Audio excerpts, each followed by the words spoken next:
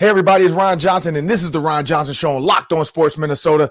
Got Chris Streveler joining me. We're going to talk about P.J. Fleck versus Jerry Kill, of course, but also the Minnesota Vikings. The Minnesota Vikings have 2 first-round picks, and there's a lot of conversation right now about which quarterback they should take. I'm going to tell you which one they should take and why, and we'll talk about all that and much more coming up on the Ron Johnson Show. Locked On Sports Minnesota podcast. It's endless Minnesota Vikings talk with the diverse voices of your local experts. Now the Ron Johnson Show. On the field, in the broadcast booth, Ron Johnson is Minnesota sports. He's played with them, hung out with them, and grown up with all the big names in Minnesota sports. They're hanging out with Ron Johnson. It's the Ron Johnson Show on the Locked On Sports Minnesota podcast. And it starts now.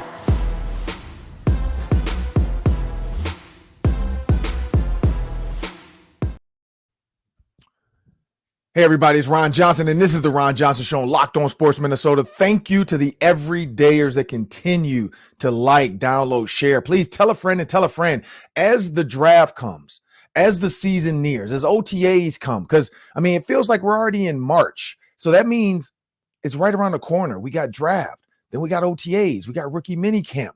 And then we're back to training camp, and we're right back at it. So please stay tuned with us this season. We're definitely going to have Blake Cashman on later this offseason because, I mean, come on now. He's a Minnesota Viking now. He's a Minnesota native, so you're not going to want to miss that. So make sure you hit that subscribe button to Locked On Sports Minnesota on YouTube and wherever you get your podcasts to make sure you get all the updates. So when your favorite player gets interviewed, you can get the first look at it and the first listen to it, and you make sure you tell everybody about it. But again, I'm Ron Johnson. This is the Ron Johnson Show. I want everybody to know today's episode is brought to you by FanDuel. Make every moment more. New customers, join today, and you'll get $200 in bonus bets if your first $5 winning bet hits.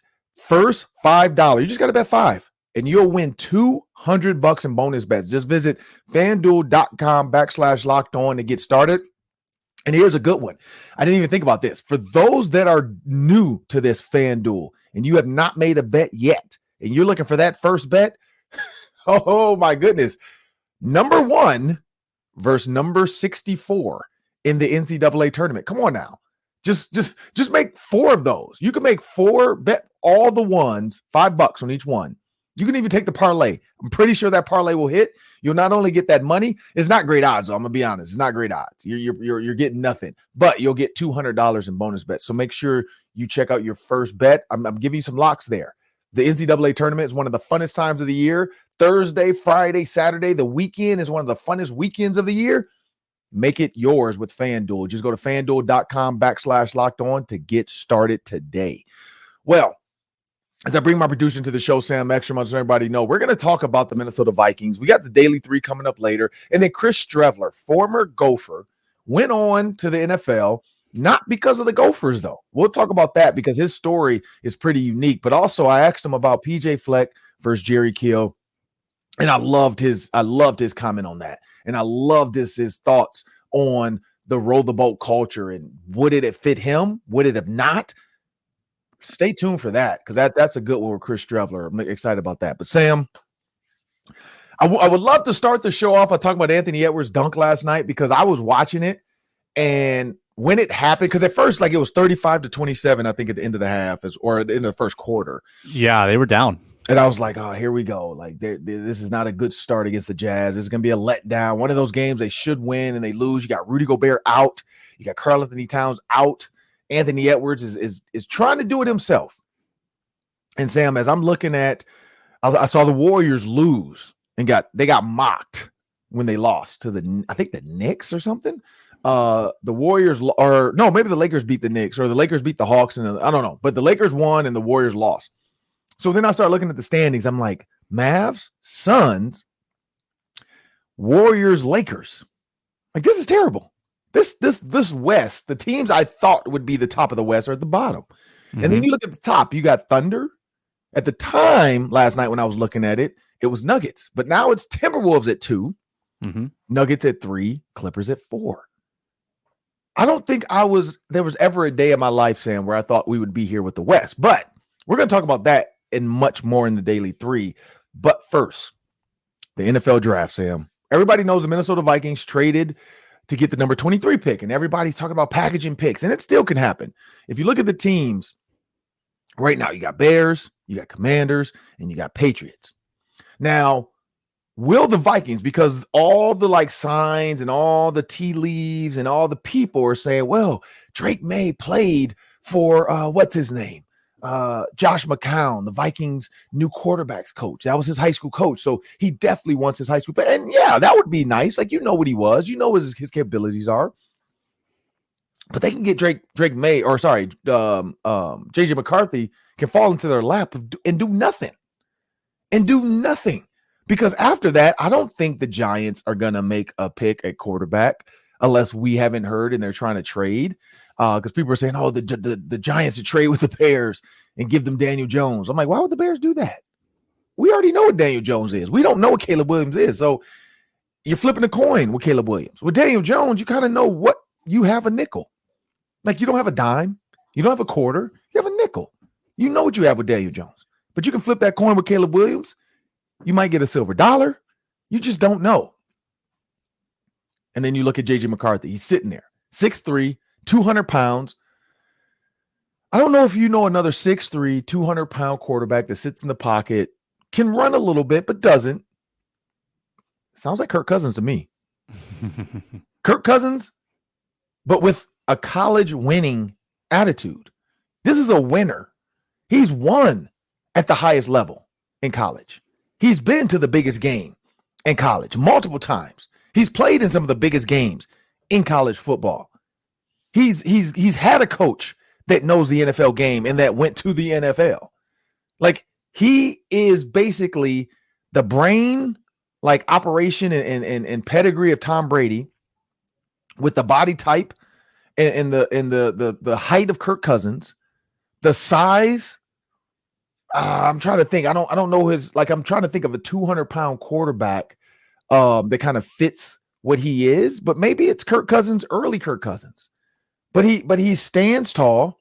He's very mentally down to where he's at. He's only been in college for 3 seasons, so he's not old like Bo Nix. And so that's why JJ McCarthy, to me, you get with Kevin O'Connell, because I've heard people say, like, oh, Caleb Williams, he should pull an Eli Manning and not go to the Bears and ask for the Vikings to be the team he wants to go to. Why? Because Kevin O'Connell made Josh Dobbs look good. He made Jaron Hall look good at first. He had Kirk Cousins, like, killing it. Kevin O'Connell seems to be the QB guru whisperer. So why wouldn't Caleb Williams want to go there? It's a good thought, but it's not going to happen. But Drake May, I can see Drake May. But I'm going to say JJ McCarthy, because if you keep 23, now you can either trade that for more second-round picks, because we know there's a lot of guys in the second round you can get. And somebody will give you 2, maybe a second and a third for a 1 at 23. Or you get lucky again. You got JJ at what, 22, I think? You got Randy Moss at like 21. Maybe you get lucky. KJ Osborne's gone. Maybe you get to get one of these other receivers. You get JJ McCarthy and you get a receiver in the first round to go with JJ and Addison. I don't know if you do that, because 3 first-round receivers sounds like a recipe for disaster, because you have 3 ones that want the ball. You already got Addison and JJ. Go find you a veteran in free agency. Cornerback. You can get a first-round cornerback now in 1. You can get your quarterback and your cornerback in round 1. You already got your edge rushers. You got your linebackers. I don't know if you want to go D-tackle there. Cornerback seems like a smart decision if you're going to go 11 and 23. And then I think everybody's happy. Like, you got your quarterback. You also have Sam Darnold that get you through OTAs and get this young guy going. A guy that's already groomed younger quarterbacks. Not saying he did a great job at it, but he's willing to do it. And then you also can have your cornerback that can help you with this Flores defense. That's just my thought, Sam. I'm saying the Vikings with this, because the trade up to me doesn't seem likely. It seems almost impossible. Also, trading up to get Jaden Daniels, I would not do that. I'm not a super fan of Jaden Daniels. I do like Caleb Williams. I do like Drake May. I am not a fan of Daniels. I don't know why. I don't know if it's the LSU system, and maybe I'm hating on it. Joe Burrow did come out of there and was good. He is the Heisman Trophy winner. I I just don't know. It feels a little like trophy over talent. Like it feels like the trophy is bigger than the talent. And that reminds me a lot of Bryce Young at Alabama. The trophy was bigger than the talent. Like the team was better and the weapons were better than what people realize. Whereas CJ Stroud got knocked because of Justin Fields. CJ Stroud was deemed Ohio State never put out a good quarterback. Right. And look, the best quarterback fell to the number 2 team, which is the Houston Texans, and it worked out perfectly for them. It's not always about the first or the second guy. It's the guy you think works best in your system. I think Drake May. I think Caleb Williams works in anybody's system personally. And then JJ McCarthy. I think JJ McCarthy has the thought process of what Harbaugh said. Like he's a guy willing to hand the ball off the entire second half of a game to an assistant head coach, not the head coach, assistant head coach on this. And he doesn't care because he's a winner. What's it going to take to win? Hand the ball off. All right, let's do it, coach. Like, that's why I like that. I mean, with the Vikings, you can get Braylon Allen at running back. Now you add a solid running back to Aaron Jones. You get the old Packers, the way they look with the way they had it. Mm-hmm. And you still have Ty Chandler as your third running back because you can have a third running back. Like, tight end might not be there right away because I don't see them going to get a tight end to replace TJ Hawkins. You just got to wait for him to get healthy. Mm-hmm. So that's just my thought with JJ McCarthy. I think that's he falls to you at 11, and that's perfect because then you can use that 23 to get some true help for this team. And now it looks even more of a competitive, I'm not even calling it a rebuild, just a competitive addition to your program. I don't know. What are your thoughts? Yeah. So the scenario you paint is obviously the best case scenario because you get your QB and you get number 23. But I think it would take some serious guts to sit there and wait because I'm not as concerned about the teams in front of them picking a QB. I'm concerned with them not needing a QB and trading back out of that pick. For somebody else that wants a QB, yeah, true. Because you've got Denver, you've got Las Vegas, you've got Seattle maybe. They all could trade up. Yep. And then and you're also counting on, okay, like, you know, is Arizona, are they really bought into Kyler? Is Harbaugh bought into Herbert? Probably. But are the Giants really bought into Daniel Jones? Are the Titans really bought into Levis? You're gambling on all of those teams being committed to their current quarterbacks. So it'd be a long wait. It would be a very long wait from New England at 3 to Minnesota at 11 to see if McCarthy falls. So I think that Kwesi may end up trading regardless just to be safe, just to make sure nobody jumps him. Because if you lose out on McCarthy, would you be happy with Bo Nix or Michael Penix as a consolation prize? Yeah, and I wouldn't. I'm not a fan of Bo Nix. Just again, Oregon's offense to me just seems to be high powered and it works. You look at because JJ McCarthy, 3,000 yards passing in an offense that had basically two all Big Ten running backs, like either one, Donnie Edwards, and what's his name, Blake Corum. Easily could have both been starters on that Michigan team.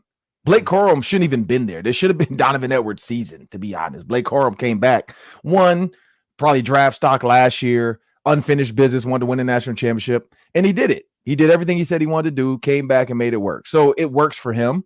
It worked out for him, Big Ten championship, so on and so forth. So it worked out. So good for him. But he shouldn't have been there. Like, he could have been in the NFL this past season.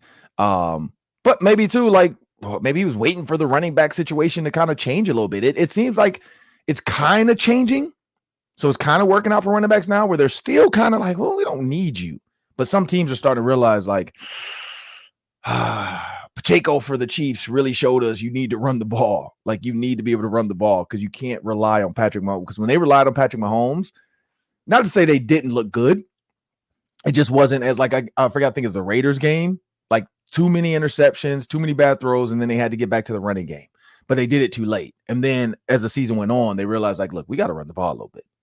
We got to keep these guys honest at the safety position. They can't just sit back and wait for us to throw the ball. And so I think more teams are starting to realize, you do need a running back. I just don't want to pay him a lot of money. And that's why Saquon Barkley had to leave. That's why Derrick Henry, everybody thought he was retiring. Sounds like he still wants to play for somebody. So there's a lot of that going on too. I mean, look at Aaron Jones and the Packers, by the way, before we jump into this Chris Streveler conversation, and we'll dive into this on Friday a little bit in the round table. But did you see Devondre Campbell's recent comments about the Packers not even like calling him before they cut him, not even asking him if he wants to restructure his contract before they cut him? He left pissed off. He's now with the 49ers. So people are saying that's the rival of the Packers, I guess, if you think about the playoffs. But that's crazy to me, like the Packers and like Aaron Jones saying, yeah, when they cut me, like I don't even care who's on their roster anymore. Like they didn't really tell me either. You know, like you could tell there was some dysfunction going on with the way they're starting to let these veterans go. Because you have multiple players now. And of course, when people leave, but you know, even Devontae Adams kind of made comments about him. Aaron Rodgers made comments about, you know, like it's not looking great. I do know like they're going to be fine because it's a $1 billion organization and who cares what some of these players get mad about when we let go of them. But it's interesting when you think about the grading of the Vikings, like family, offices, facilities, stadium, food, trainers, the treatment of families, travel. Like the Vikings are a bigger organization right now, and that's why it'll be interesting to see if a healthy quarterback, because Kirk Cousins stays in healthy the whole season, they're better than the Packers last year. But they can get a young, healthy quarterback in here. It was just interesting to see that Devondre Campbell comment because I wonder how much that's going to sway free agents now. Because when you think about if I'm a cornerback or I'm another linebacker and I'm a free agent, I have a chance to pick between the Vikings and the Packers. Do I really want to go to the Packers after what people are saying about them? Like, I don't want to go there. Like, it doesn't seem like it seems very dysfunctional right now. So I don't know if you saw that or if you had thoughts on that quick before we get to Chris Streveler, but it was just interesting when I saw Devondre post that. It feels like every Packer that leaves there is disgruntled in some way. And a lot of them come to Minnesota. Like Za'Darius had the same story. Yeah. Aaron Jones and Campbell, but all these Packers come to Minnesota and they all seem like they have an axe to grind with Green Bay. And yet, if I'm remembering correctly, didn't Green Bay get a pretty high grade in the NFLPA survey? So people like the Packers while they're there. True. But the Packers don't treat them well on the way out. That's the vibe I'm getting. Very true. Well, it's time to jump on to Chris Streveler. He's going to talk to us a little bit about this PJ Fleck life. Would he have been a Gopher if PJ Fleck was there at the time? Would he have loved to play for PJ? And then what do you think about his time with the Minnesota Gophers when he's the one that actually made it to the NFL and some of their quarterbacks didn't? We'll talk about that much more, but we have a word from our sponsors.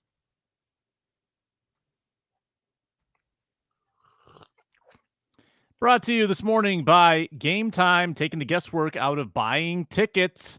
Shouldn't have to worry when you buy tickets to your next big event. You can get views from your seats, all-in prices. You can head to the best sports, music, comedy, and theater in your area. With zone deals, which I particularly like, you pick the section, Gametime picks the seats for big-time savings. The Gametime guarantee means you'll always get the best price. If you find tickets in the same section and roll for less, Gametime will credit you 110% of the difference. All-in prices, upfront, views from your seats, and great deals at Gametime. Why wouldn't you download the Gametime app? Do it now. Create an account. Use code LOCKEDON for $20 off your first purchase. Terms apply. Again, create an account and redeem code LOCKEDON, LOCKEDON, for $20 off. Download Gametime today. Last-minute tickets, lowest price, guaranteed. It's time for the Hanging with Ron Johnson segment. I got a guy born in Chicago, but he came to the University of Minnesota as a quarterback, Chris Streveler. And everybody knows the University of Minnesota and quarterbacks for as far as I can remember, has always been a topic of discussion of who should be the quarterback. Are they making the right decision? Is this the NFL guy that's going to get us there? And sometimes they hit it and sometimes they don't. Chris Streveler is a guy I feel like they missed on. And we're going to bring him into the Hanging with Ron Johnson segment. Chris, I want to thank you for joining me on the Ron Johnson Show, man. I'm glad we finally got connected. I reached out to you. You were too big time for me. I reached out to you a while. That's crazy. Because and the only reason, so what happened was, and so Braylon Edwards, I'm pretty sure you met him when you were with the Jets. Yeah. Braylon's my little brother. And so Braylon was out there a couple years ago, and I don't know if it was him and Mark Sanchez and who else was there, but he sent me like a picture. And you don't even know this. You were like in the background because I guess him and Sanchez must have been by the quarterbacks. And I was like, I didn't realize Streveler, because I knew you were with the Cardinals, but I didn't realize you went to the Jets. Yeah. Well, I reached out to you then, but then never really followed up. And so then I'm like, you know what?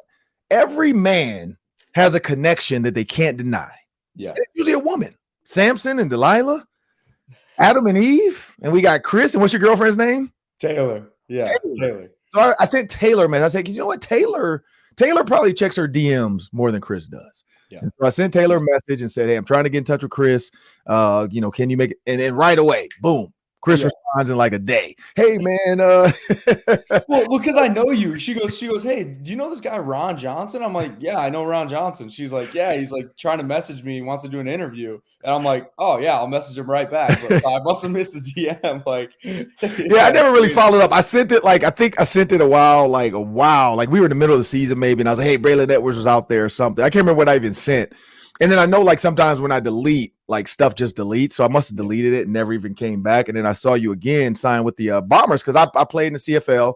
So I was with the Calgary Stampeders way back in the day. And so I was like, man, let me reach out to Chris, because it wasn't just that too, man. It was, so I've been looking at like Tanner Morgan. I've been looking at Mitch Leitner, and I'm looking at all these quarterbacks, and I'm like, the Gophers had an NFL caliber quarterback. And you probably don't remember like some of the pregame shows. We've been doing the Gophers pregame show and other stuff for a while. And so I've always kind of made comments about certain guys. Mm-hmm. And I remember you, and I thought like, man, this guy's athletic. All the spring game stuff or practices I went to seemed like you had it. But I do know this, and I'm never going to ever down talk a coach. Coaches have the toughest decisions to make sometimes when it comes to like who they thought was going to be their guy, who their coaches really want to hitch their wagon to, and then making the tough decisions. And so, Chris, you ended up moving on and transferring and made it work. Everybody, because the minute you transferred and played, I know you're not on, because you're not on Twitter, are you? No, somebody hacked my Twitter and then it just disappeared. So yeah, I just got off of it. Yeah. Because Instagram is not as chaotic as Twitter. Yeah. Instagram is a little bit more like pictures, family. Twitter is an absolute cesspool of craziness. And so when you went on, Twitter right away was like, oh, we could have had this guy, man. I can't believe they let him go. And blah, blah. I mean, it was just a floodgate of like, we should have had Chris Streveler. He should have stayed. I mean, I know I've tweeted some stuff about that when I saw some of your highlights pop up, and I'm like, man, how did we let this guy go? And so I want to start there with you, man. When you had to make the tough decision to transfer, because this was before the portal, right? It was just a normal transfer back then. Yeah. What went into that decision when you're like, you know what, I'm good enough to play, so I got to move on? That whole process was crazy because, again, it was before the portal. And actually, my last year at Minnesota, I had switched over. I was playing completely all receiver. Yeah, I remember. And doing some special team stuff. And so, like, I went through a whole nother spring ball because I needed, like, 18 credits to graduate. And at that time, the graduation part of transferring was important. And also just to be able to get my degree from the University of Minnesota was important to me as well. So I'm like, okay, let me go through spring ball as a receiver, just see how this goes. Like, I'm actually enjoying it.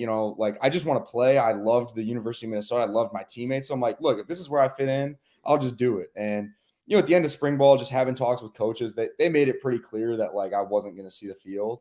And at that point, I'm like, all right, I can't just sit here for another 2 years and just be content with that. I got to kind of bet on myself and go somewhere else and just play the game. And so it was funny when I started transferring, it was like I had actually bigger schools looking at me for receiver. Like I talked to Arizona State. I think I had some talks with Wisconsin, maybe it's like some MAC schools.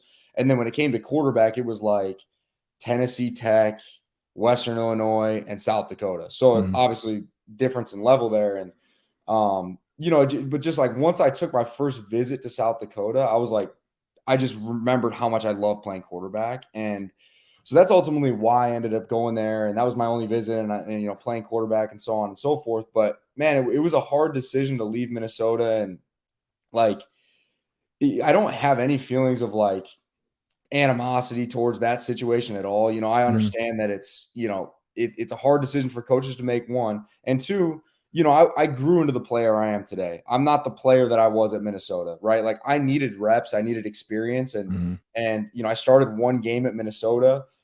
We didn't pass the ball a ton, but I did some good things athletically. And I thought that was going to give me more opportunities. And those just never came. But again, things work out the way they're supposed to. And I don't feel any type of ill will. I still think Jerry Kill's a great guy. And, like I love my teammates. I still keep in touch with some of those dudes. They're out. Some guys I got out in Arizona here. So, yeah, man, things work out the way they're supposed to. And I'm just thankful for the opportunities I was given at Minnesota and outside and who I've grown into now. And when you look at, and let's be real though, when you look at the quarterback in front of you and you're like, man, I made it to the league. I'm a Grey Cup champion. I was the co-rushing touchdown leader in 2019. Like all that kind of stuff in the CFL. You did a lot of stuff, good stuff. Like, was there ever a time that you sat back and be like, man, I knew I was better than that guy, but like, I just needed to do this, or I just wish I had done that?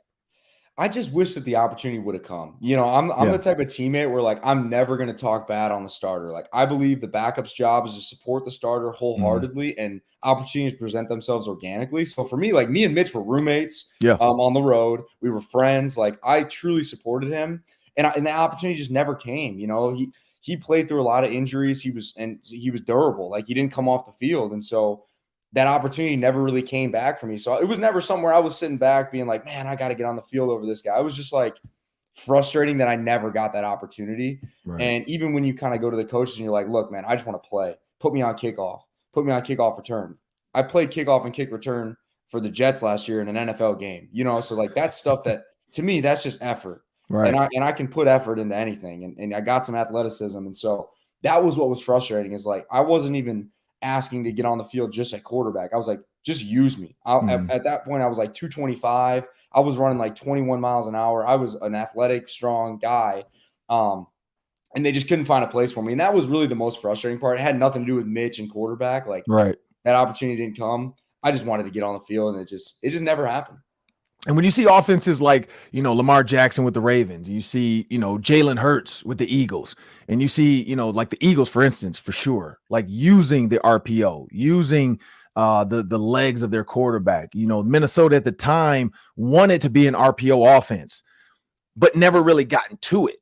You know, it was kind of like it became more of a PJ Fleck thing. And so when you see the PJ Fleck RPO offense that they were trying to have with a quarterback, Tanner Morgan, who never ran the ball, like, did you ever think too, like, man, if I was only born 5 years later?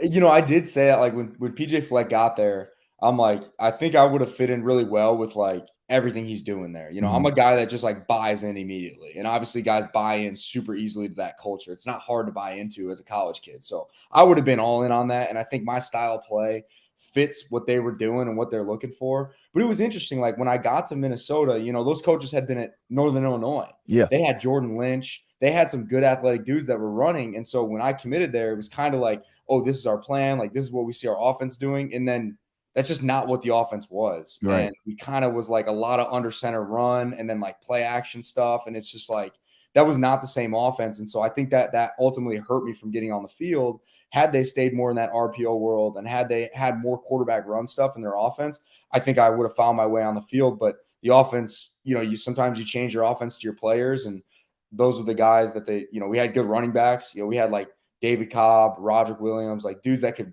tote the rock. And so they were just trying to get the ball in their hands and then, you know, just play action pass. So, you know, offenses changes and merge. And, you know, I think I would have been a really good fit for, you know, what PJ's doing out there and, you know, what the initial plan was when I committed to Minnesota. And when you talk about your quarterback journey in the NFL, like you've been around some names of names with quarterbacks, you know, Kyler Murray, Lamar Jackson, Tua Tagovailoa, Zach Wilson.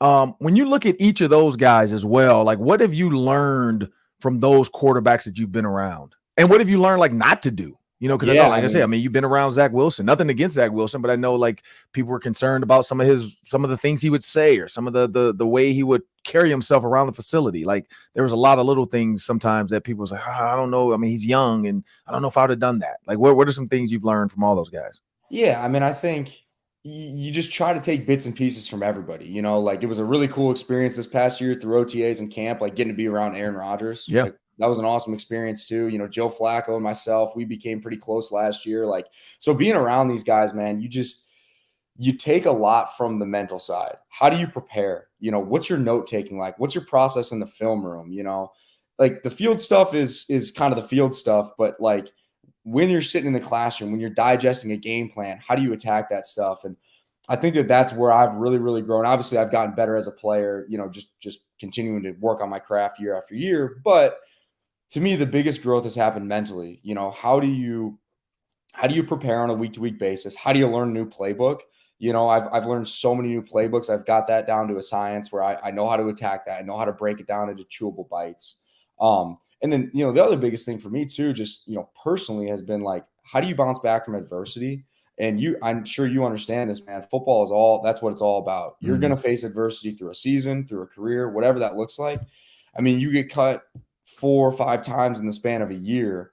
How are you going to act? How are you going to, what are you going to do? What are you about? And that's where I really found out a lot about myself is, you know, how I am going to attack adversity, how I'm going to continue to work and stand on my values, which are just work hard and be good to people. And, you know, that's what I pride myself on. And so there's just been a lot of growth, you know, mentally, how I prepare, how I handle adversity. And, you know, as a quarterback, man, you got to stay off that roller coaster. If you're going up and down with good weeks and bad weeks and kind of riding this wave, it's not going to be good for you because you got to be the guy that's just right here throughout the entire season. It's a long season. So, you know, someone told me a long time ago, his name's Matt Nichols. He was the first quarterback I was with in the CFL. And he was the first dude that I was like around that was a pro. And he really taught me about the preparation. And he said that to me one day. And that's something I've carried with me forever and tried to implement. So, I mean, all these guys, man, you try to take stuff from them and been in the room with a lot of good guys and seeing guys get better and grow. And, you know, I'm just thankful for all those really amazing experiences to be in rooms with those guys.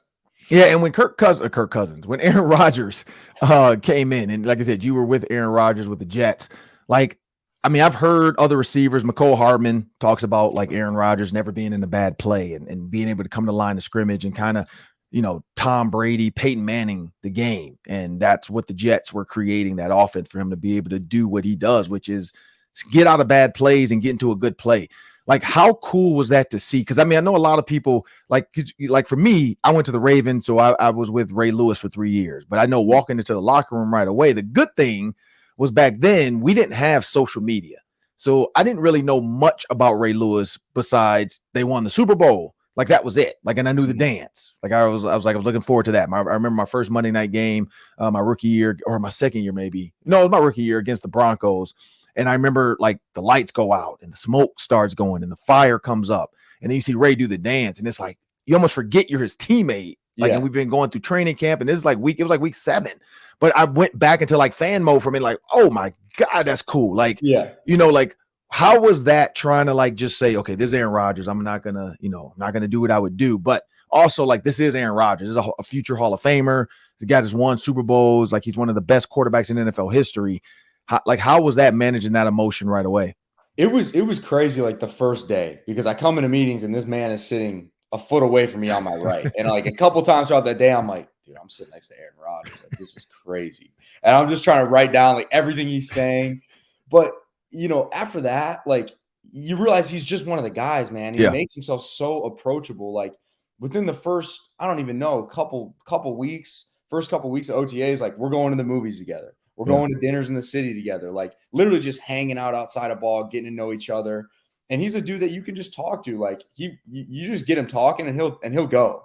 So, you know, it's like you end up realizing like, hey, we have the same job. He's one of the best in the world to ever do it. So, which is awesome. I'm going to soak that up. But like, we're sitting in the same room. We're sitting in the same chair. Like, we've been through similar things just in terms of like our careers and like, so, you know, it's just, you just look at him as a teammate, a friend, a guy. And he's a dude that really, really cares about his teammates. And that's one thing I didn't really know about him going in, but you never really hear teammates saying anything bad about Aaron Rodgers, right? So like, you know that he's probably a good guy, but then once you get in the room with him and you really see his ability to take time and relate to guys, like I know you see the stories about like, oh, he's sitting at different lunch tables talking to different guys. That's real. Right. He's sitting at lunch tables with the rookies, like undrafted dudes. Like, I'm the 4th-string guy in OTAs, right? Like we're texting, we're going out to dinners and hanging out. Like, he didn't need to include me in that stuff. He didn't need to sit with the rookies, but he just does that because that's who he is. And he wants to, you know, that's his form of leadership, man. You got to get to know the guys on the team. And yeah, I really respected that about him because a guy that deep in his career, a lot of times they're not going to take that effort to go get to know, you know, Mr. 4th-string, 3rd-string quarterback, Mr., you know, undrafted tight end guy. And he did that, man. And so I always have great things to say about like his character and just the way he carries himself in the building. And again, what an amazing experience just to be around a guy of that caliber. What's on the Chris Streveler, Aaron Rodgers movie list? Like, what did you guys go see? What did we go see? Oh, we went and saw John Wick. This man is a massive Keanu Reeves fan. He loves Keanu Reeves, loves Nicolas Cage. Like, two just rant. Like, who is that? Like, who's that their favorite actor? That's so crazy. But yeah, man. So we went and saw John Wick 4. Like, we didn't even rent out the theater. That was the crazy part. We're just like sitting in the back. Movie ends. He like tries to run out, and so I'm like kind of walking behind, and I just see like the commotion like starting to start in front of me. People like, start to figure out, yeah. Like, oh, dude, is that Aaron Rodgers? And eventually, like, these people are like running. He like escapes into this Escalade and just, drives off. I'm like, that was crazy. We should have just rented out the theater. But anyways, yeah, John Wick. It was a good movie. No, that's a good movie. I've not gotten through John Wick 4 yet. I saw 1, 2, and 3. I got to get to 4. Because originally I was trying to wait for my wife, but she's taking forever. And so like we kind of have a thing, like we have certain shows or movies we want to watch together. But then it's like, hey, look, if you don't watch it, because I know I've come home plenty of times and she's like deep into like episode 4 of Netflix or something. I'm like, what the heck? And so then I'll just have to stay up and watch 1, 2, and 3 without her, and then I catch up. And so like that's cool though, man. Because I know like for rookies, I know Ray Lewis was the same way. Like he invited all us to his house. And then, like he wanted to make sure we all came out to his birthday party. Like it was that. And that's what I think a great leader does. Like some people don't get it. And I'm never gonna like down talk a person, but I'm also gonna be honest. Like you hear, I'm not gonna say names, but you've heard the stories of certain players on teams that want their own office and they have their own coaching staff they want to bring around, and they don't have, these players like veterans, stars don't even have their cell phone number, like that's when it's like it's a disconnect of just the human side of it. And I've heard that about Aaron Rodgers as well. Just from the Green Bay, Minnesota stuff, and guys talking about that. People know I've always been an Aaron Rodgers fan as well, just from the Adidas days of me working with Adidas, and then Aaron Rodgers being a part of our family. So like I've always really liked Aaron Rodgers. He's always been seems like a great guy. The times I've ran into him, like he doesn't even know me, but had the ability to just be normal. I went on the Pat McAfee show, same thing. AJ Hawk is telling jokes, and Aaron Rodgers, so like it's been cool to see his growth. Leaving everything else aside, I think human beings can do what they want to do. I think a lot of people take off the field stuff and they try to make it on the field drama, and they're not the same. They're separate. Well, that they forget that we're people, man. Like when you're on that football field, you're entertainment. You're entertainment, and they forget that you're a person and you have your own beliefs and values and everything off the field, right? So like, if you don't believe in what somebody believes, that's okay. Like we all have different beliefs. That's not a big deal. And he's a great guy. And like, I feel so fortunate to like so many good veteran guys I've been around, like Colt McCoy in Arizona. Like I would watch film with him every single day after practice, learn a lot from him. Teddy Bridgewater, I was with him in Miami. Yeah. Great dude. Been around the game for a while. I feel like that's a dude that people forget about, but I think he just retired and he's been around for a minute. Joe Flacco, I mentioned him, like just a guy with that type of experience. So I've been fortunate to be around a lot of veterans who, are personable guys, take time to get to know the people around them. And it's helped my growth, and I just feel really fortunate. And I mean, you've done some great things too. I mean, you were almost the offensive MVP award winner. You were runner-up for the Walter Payton Award. You've done some things. You put some stuff on your resume, and now you're heading back to Canada to play again. You've already won a Grey Cup down there. How was that going down there? Being the guy that everybody wants to be around, everybody wants to see. You're the leader of the team. You've already been a leader before, but being a leader of a professional team, how is that mindset for you now? Like knowing, okay, like here's the time I need to head down there. Here's where we're going to be. Here's what my goal is. Because you're still young. You still have a lot of football left in your body. And in Canada too, I mean, they've let guys play to their 45. Like Kevin, why am I drawing a blank on his name? Kevin Glenn. So Kevin Glenn and I don't know, because Kevin's not with the Bombers anymore, right? He's done, right? No, he's been retired. That's what I thought, because he's coaching in I think Detroit. He played on like every team. Yeah, so Kevin and I, my first job in high school at Foot Locker was with Kevin Glenn. So me and Kevin's like a year older than me, I think. So my uncle owned a Foot Locker. Like he was a franchisee of Foot Locker way back in the day. So that was when I was 17. So that's almost 25 years ago. Yeah. And Kevin Glenn and I worked together there, and then we played against each other in high school. We played against each other in college. Illinois State came to Minnesota. We destroyed them. But I've known Kevin my whole life and like most of my life. And so seeing him down there, you know, he played forever. And so that's what Canada does. If you are good and they like you, they will let you play till you're done playing. And so knowing that for you as well, that this could become a lifetime, like lifelong, like, hey, I can play till I'm 45 if I want to, if I can stay healthy. How is all that? Like, how is that mindset for you now, knowing I'm the guy I have to go in here? Like, I'm not going in and learning from Aaron Rodgers. I'm going to have other guys coming in and learning from me. How's your mindset heading into that camp? Well, I mean, it's exciting. You know, I mean, Zach Collaros is there. He's won a couple MVPs in a row, right? Yep. So, like, I'm going in as the 2, but Yep.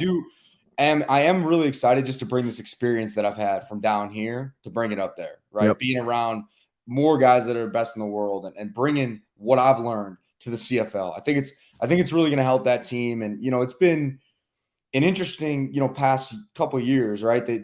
So we won the Grey Cup in 19, COVID season. Then they've repeated in 21. And then they've lost the last 2 Grey Cups in a row in tough fashion, like late in the game, right? So they've been to 4 in a row. And, you know, what I'm trying to bring is just some fresh energy back into that locker room, man. Mm-hmm. Like, I'm an energetic guy. You're somewhat familiar with the way that I play the game. It's a way that can energize people on the sideline. I play the game hard, man. And so I'm excited to bring that to the locker room. It's a mentality.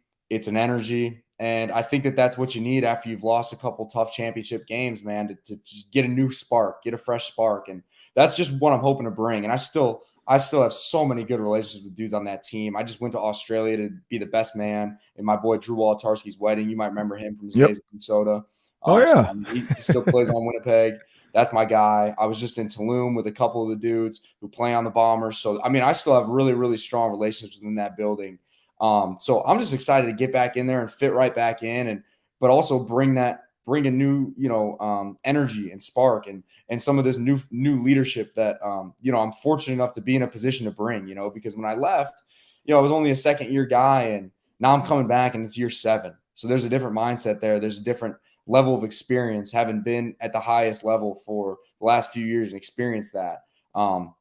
So, you know, I couldn't be more excited to get back up there, man. And this last year has been hard for me. I got injured in the preseason, hurt my throwing hand, couldn't throw, got released. I've been sitting at home since August, and I have passion to play this game. I have fire. That's the only reason I'm going back up there. It's not about anything other than the fact that my body feels good and I have passion to play the game. So that's what I've always told people when they ask, "Oh, what's your plan? How long do you want to play?" I want to play until I don't have passion anymore. And I don't know when that's going to be, but I'm going to empty the tank every single day, every single season until that's empty. And then I'm going to move on to the next phase of my life and attack that with the same energy that I've attacked, you know, being a football player. So I'm just excited to get back up there, man. It's coming in May. It's coming soon. And like I said, couldn't be more juiced. Well, congrats, man. Looking forward to watching you compete. Definitely check out all forms of football because they sometimes cross over into my walks of life. But yeah. I love catching up with former Gophers, but also just guys I've known and ran into. So I appreciate you for joining me on the Ron Johnson Show. Coming up next, we got the Daily 3. That's 3 questions, 3 minutes each. And we'll be back after a word from our sponsors.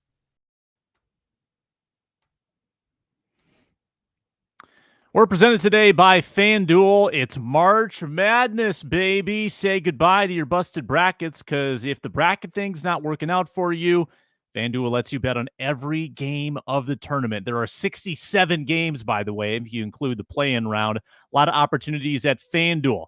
As Ron Johnson prescribed, you could put a $5 wager on the number 1 seed in the tournament, and if you're a new customer, you win that bet, you get $200 in bonus bets straight to your account. So whether you're betting on that 1 seed or trying for a big upset, you can cash in at FanDuel, America's #1 sportsbook. If you get that free $200, spread it around on the point spreads, the money lines, or even the future champion in March Madness. FanDuel.com/locked-on. FanDuel.com/locked-on.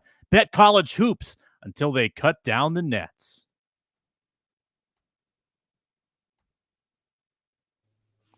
Well, now it's time for the Daily 3. That's 3 questions, 3 minutes each. Take about a minute and a half today. Take it away, Sam. All right. We got to replace our number 1 question with Anthony Edwards because I wrote this before the game last night. Well, it turns out the dunk of a lifetime, the dunk of the year, the dunk of Anthony Edwards' career occurred in the third quarter at Utah last night. It literally was every other post on my Twitter feed last night. I could not scroll without seeing a replay or a meme of that dunk. My jaw was on the floor. I was jumping off the couch. Couldn't believe what I saw. What was your reaction? Yeah, it was one of the nastiest dunks I've seen. Reminds me a little bit of like Blake Griffin when he did his. DeAndre Jordan is up there with him. You can go back to some of the Michael Jordan had like one or two. Sean Kemp. Like that's going to be in NBA history videos for a while. Like that's going to be one of those up there because I know he had one before, but it ended up being a charge. And so that doesn't really get played as much because it wasn't a basket that counted. So you don't actually get the credit. I mean, now people do put it on like Instagram because like right before that play, he got into it with Jimmy Butler. Him and Jimmy Butler kind of had a tussle and a little like snatch the ball. And I'm not scared of you. Jimmy Butler's not in the game when this happens, but then Anthony Edwards comes off the pass and absolutely annihilates the guy on the dunk. And so it's up there. The only thing that I felt bad about with this dunk, one, you don't get the iconic, like DeAndre Jordan had the face, like, did I just do that? You know, Blake Griffin had the, like, you know, him and everybody celebrating and throwing each other. Sean Kemp had the point. Shaq had the push. You know, Jordan had the, you know, Anthony Edwards, his is like what happened to my hand? Like, it shouldn't be going that way.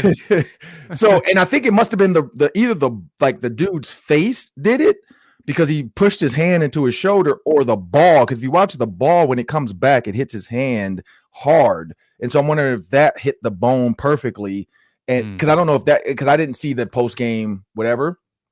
I saw one of the interviews where he just said, like, yeah, I couldn't celebrate because I dislocated my finger, but I couldn't tell, like, if he even knew at what point he dislocated it. I'm guessing after the dunk, because I don't think he would have dislocated his finger, still been able to finish the dunk and feel like in the moment. It felt like it was after the fact that the ball hit it, pushed it. So that's the only negative to that, where I'm like, oh man, that just ruined his moment because he couldn't really do what he wanted to do and celebrate, which I'm glad, because one of the players that grabbed him, I'm like, oh, like he could have made it worse and pushed the finger, you know, because like once it's out, you can tear a ligament. Because I mean, I've dislocated like 5 fingers, and this one is the one that never kind of went back. You can see it in the camera for those on YouTube. It never really went back. It's always going to be curved because it just the way it broke. Like it is what it is. And so that's what I was worried about too. I'm like, oh, like don't celebrate with him too hard. Like he dislocated his finger, but he didn't touch the rim either. That's the one that gets me. Like that was a throw in. So that's the other thing that's going to get like talked about in years to come. Like, was that really a dunk, or is that just a close, hard throw shot? But I don't know. What are your thoughts on that? Yeah, it was a strange moment for everybody, because I think, and like you saw the bench, you saw Kyle Anderson going, you know, doing one of these. Everybody was so floored, but then he shows them the hand, and then people didn't know how to react. The announcers didn't know how to react because it was, oh, please be healthy. Please don't be hurt. That was incredible, but please be okay. He always is. And he proceeded to have one of the best halves of basketball you can possibly have in the NBA. So sick dunk. I watched it 8,000 times last night, and it hasn't gotten old yet. It was nasty. I loved it. And now, coming off of that, Ron, what are they rewarded with? A date with the Denver Nuggets tonight at Target Center. And some bad news from last night. Naz Reid seemed like a likely concussion. They called it a head injury, probably a concussion. That does not bode well for him playing. Rudy Gobert has been out with a rib strain. Karl-Anthony Towns is out with a meniscus tear. So they might be down all 3 bigs tonight against Jokic. How vital is this game? I mean, the Wolves need this game, Ron. On a scale of 1 to 10, how important is this game for the Wolves, even though they're super shorthanded? I don't know if you ever seen the movie Varsity Blues, but when they went to the strip club and he saw his teacher on the pole, 10. I give it a 10. Like, it's a 10. This game is very important, but here's the problem. The importance of the game versus how we're going to view the game are different. The importance of the game is a 10 because you do want to stay within striking distance of the Thunder. There's 14 games left. Every game at this point matters as far as just keeping in the top 3 seeds. As far as getting in the playoffs, it doesn't really matter at this point. I think they're almost to the like clinched. I think it's like 3 more games they need to win, and then they're pretty much clinched because all these other teams below them can do nothing but leapfrog, but they can't push them out of the playoffs. And so I would say this game is important, though. One, dominance, showing the Nuggets we are better than you. But Anthony Edwards, if he has to do, and Anthony Edwards, like, who knows how his finger's going to feel this morning? Because like adrenaline and everything else is great. Now I know that he has the best trainers in the world, so they're going to tape it up tight, make sure it doesn't, but it's going to swell up. That thing is going to hurt. It's going to swell up. Like, I've dislocated fingers. The next day, it is excruciating. Like, it sucks. And that's like playing a receiver position where I get a couple of days off. I don't have to practice as much. And then I get like a week before I got to play the next game. And I did that against the Wisconsin Badgers when I broke my finger. But it's my senior year. And I was like, I'm not missing this game. And I came out, sat out for a week, and then played in the game. But he has to catch the ball every time. He has to dribble with that hand. Like, that's a lot. That's painful. So, yes, I know they can shoot it up. Yes, they can give him some stuff, but it is painful. And so figuring that out, if he plays, or do they just sit all 4 of their stars and they just go in and say, look, we're just going to play this game. And who knows? Like, AD and LeBron set out and they won. So not saying that's what the Timberwolves should do or going to do. But I've said this before, health is going to matter more than winning some of these games. And that's why I would be okay if all those guys sit, because they're just like, look, it doesn't matter. And let's let the Nuggets think they're better than us. And then we get everybody back for the playoffs. We got them right where we want them. So that's my thought on that. Yeah. I will say, if Anthony Edwards does play, he looked awfully good in that small lineup in the second half yesterday. I don't know, because the Jazz didn't really punish them for being small. I don't know how they deal with Jokic without their 3 bigs. Luka Garza is going to have the game of his life if they want to win tonight. Nuggets are 7.5-point favorites. That's how the betting line has shifted. Last one, Ron. March Madness starts on Thursday officially. Play-in rounds start today. You got to give us a champion. Give us your bracket champ for 2024. Yeah, so when you sent this question, I was looking at it. I got it on my phone. For those on YouTube wondering what I'm doing, I'm looking at the brackets on my phone. So your number ones are UConn, Houston, and that's where I kind of start. Purdue, for me, right away, I'm going to say that's a no for me. I just don't feel like the Purdue team, they always dominate the regular season for the last couple of years, and then somehow they let you down. Now, they've been like a 2 seed. I think they were a 4 seed with Jaden Ivey. But at some point, they always let you down. Now, North Carolina as a 1 is intriguing, but they just lost to NC State. UConn, Houston was intriguing. They lost to Iowa State. So, to me, they're all beatable. Like, all 4 number ones, other than UConn seems like they have the easiest route when you look at, who's in theirs. Like, Iowa's a 2 seed, and Iowa State's a 2 seed in UConn's.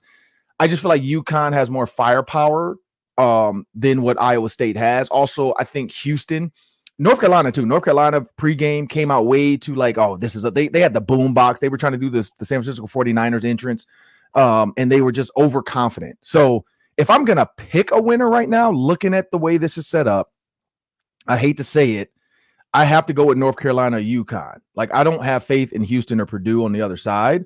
So I'm going to go UConn or North Carolina. That's my 2. My late seed, a later seed that I think, and I don't know why I always do this to myself. I'm a Kentucky fan. I've been a Kentucky fan way back with Tubby Smith.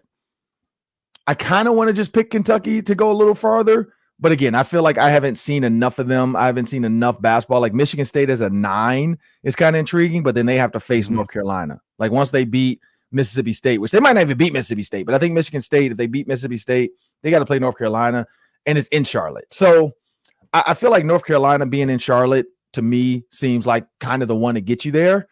So I'm going to just go North Carolina right now is my thought. I'm going to say the Big Ten gets its first champion in like 25 years.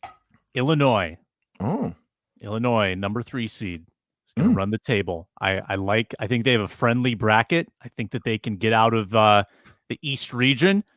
They can score a million points. They've got a good big. They've got good guards. I like Illinois.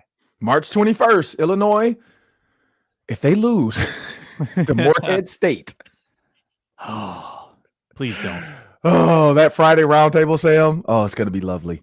But yeah, make sure you guys stick around for the roundtable Friday. We're going to definitely dive into this kind of bracketology, I guess. I know we're going to have locked on sports bracket, so we'll see where we fall in that. Like I'm hoping this is the year, but I'm telling you, I'm picking kind of blind with the men's. I really did not watch a ton of men's basketball besides like North Carolina and some of the big games on TV. And then I watched, of course, the Gophers when they played Michigan State, Ohio State, whoever they played. And so that's why I'm just not a fan of the Big Ten. I do like Purdue, but we'll see what happens. But I'm Ron Johnson. That's Sam Extra. Make sure you find Locked On Sports Minnesota 24/7 on our YouTube live stream for your favorite Minnesota sports shows around the clock as Vikings, Wild, Wolves, Twins, and Gophers all hours of the day. I want to thank you guys. Please continue to share and tell a friend about us to let them know we're here. I'm Ron Johnson. That's Sam Ekstrom. Have a great week.